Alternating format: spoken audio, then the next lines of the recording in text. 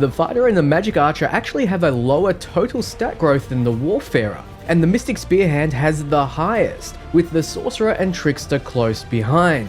The thief has the highest total stamina, and the trickster has the highest total defense and magic defense.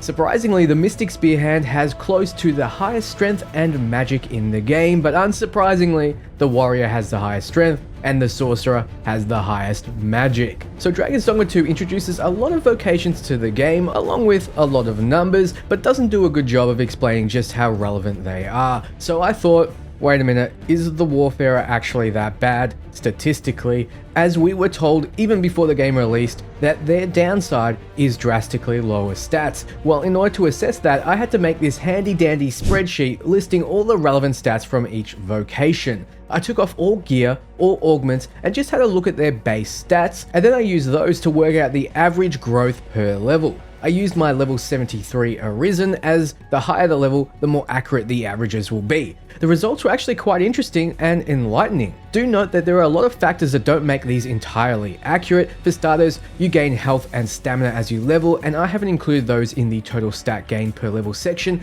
as they're too sporadic and health and stamina amounts aren't directly comparable like strength, defense magic, and magic defense are. Even with the differences in HP and stam compared, the orders of totals won't change that much. Also, these are estimated averages based on 73 levels, and I don't need to explain to you all how the math of averages work. So let's continue.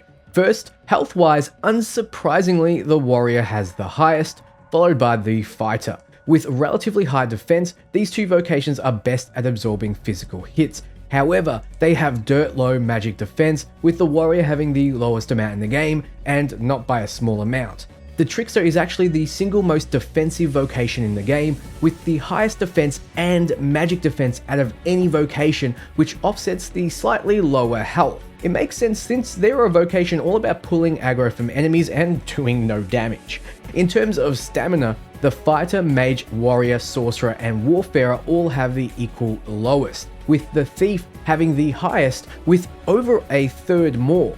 The magic archer coming in next, surprisingly actually, so if you want to spam skills, these are the vocations. That makes more sense given their stats, which I'll explain soon. Strength-wise, it's obvious that the warrior will have the highest, but what isn't so obvious is that the Mystic Spearhand is extremely close behind it, only 0.14 points behind per level. The lowest strength is the magic archer and the trickster, over a stat point a level less, though it's obvious why both of these vocations don't need strength. Both fighter and thief have less strength than I would have thought, almost equal with the warfarer, who seems to have average stats across the board in everything. Defense-wise, like I mentioned, the trickster has the highest, followed by the warrior, then the fighter. The lowest being the magic archer, probably in a vain attempt to balance them by giving them no escape and no defense. It didn't exactly work out that way though. What's surprising is that the Mystic Spearhand has the same defense as the Sorcerer, which is lower than even a Mage, meaning that it's by far the squishiest melee vocation in the game. So the devs calling him a glass cannon is founded. The Sorcerer has the highest magic in the game, followed extremely closely by the Mystic Spearhand and then the Magic Archer. Unsurprisingly, the Warrior has the lowest, followed by the Fighter, both of which don't need it. Like mentioned, the Trickster has the highest magic defense, followed by the Sorcerer, then the Magic Archer, then the Mage equal third. As mentioned, the Warrior has the lowest and the Fighter second last. Notice how the Warfarer is never mentioned for being the top, nor the bottom. It's just okay at everything but never bad, like some people claim. However, when you get to knockdown resistance, the Warrior is the clear and outstanding winner, having 8 times more knockdown resistance than all other vocations except the Fighter and Warfarer, which it has 4 times more knockdown resistance than, and the Archer, which it has a little under 6 times more. Notably, the Warfarer makes for a much more resistant spellcaster or archer than the other vocations, and in a lot of cases, a tankier one. The takeaway being the Warfarer is actually better statistically in a lot of stats that matter. Let's break down where.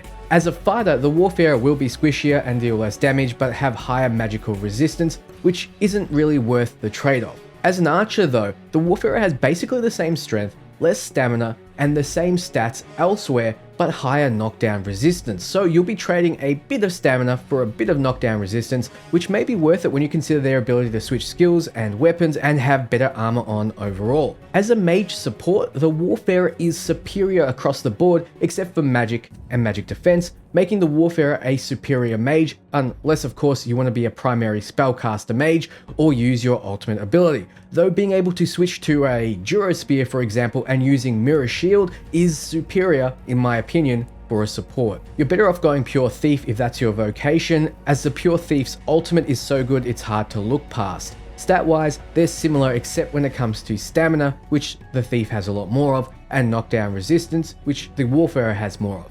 In my opinion, that 1/3 more stamina is a lot more valuable on the Thief who wants to spam skills. The Pure Warrior has better stats simply because you want that tank and that strength. Pure Sorcerer is better for the stats and also for their ultimates, though one of the best builds in the game uses a Sorcerer skill and the Warfarer's ability to swap, so definitely check that out if you haven't below. The Pure Mystic Spearhand is better in every department except tank, if you want the DPS that is. So Mystic Spearhand on Warfarer you'd only really use if you want their utility pieces like Mirror Shield or their Jedi Force Throw. Magic Archer is a hard one to categorize though. It works on Warfarer even though it does have less stamina, magic, and lack of ridiculously overpowered ultimate ability. It is, however, a lot tankier and is one of the best basic attackers in the game. So equipping a Magic Archer weapon on your Warfarer is just a straight pro gamer move, in which case the stats don't really matter. Plus, it's great with the broken build I talked about before. Finally, Pure Trickster.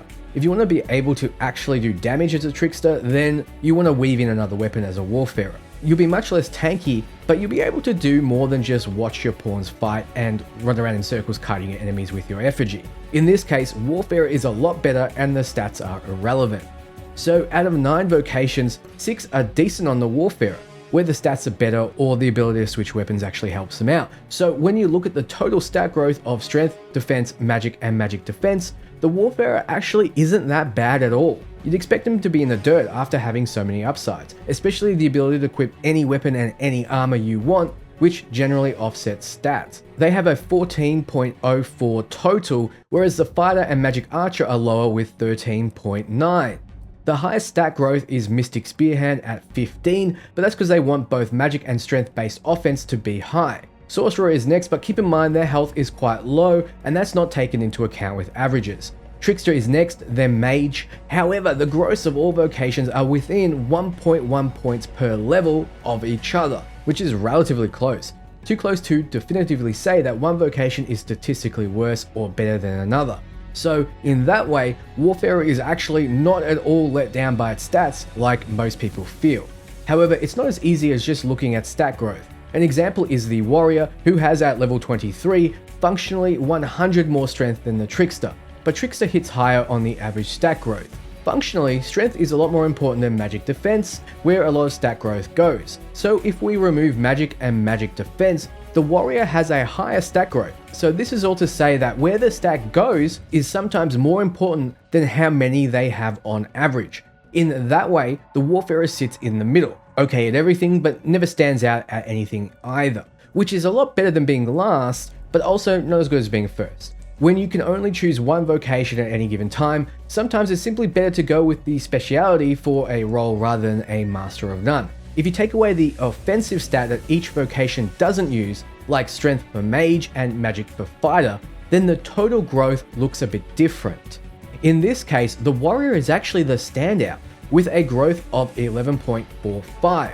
If we ignore the Trickster, Warfarer, and Mystic Spearhand because they either don't use or use both, then the Sorcerer is next, followed by the Thief and the Fighter. The Fighter actually looking a damn lot better, with Magic Archer still being dead last. I think it's safe to say that if the devs wanted to use lower stats to balance any vocation, it's the Magic Archer more than the Warfarer. But then there's a hole in that as well. Look at the Archer.